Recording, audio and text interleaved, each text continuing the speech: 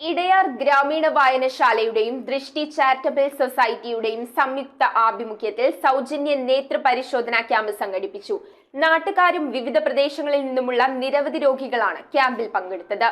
നേത്ര പരിശോധനാ ക്യാമ്പിന്റെ ഉദ്ഘാടനം ഡോക്ടർ കെ.ഇ. ചാക്കോച്ചൻ നിർവഹിച്ചു.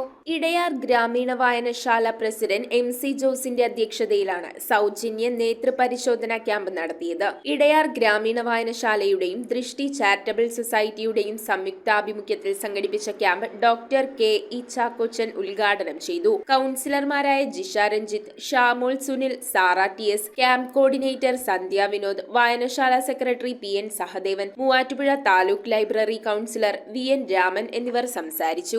നാട്ടുകാർക്കും വിവിധ പ്രദേശങ്ങളിൽ നിന്നുമുള്ള നിരവധി രോഗികൾക്കും ഉപകാരപ്രദമാകുന്ന രീതിയിലായിരുന്നു ക്യാമ്പ്. News bureau, Muvattupuzha.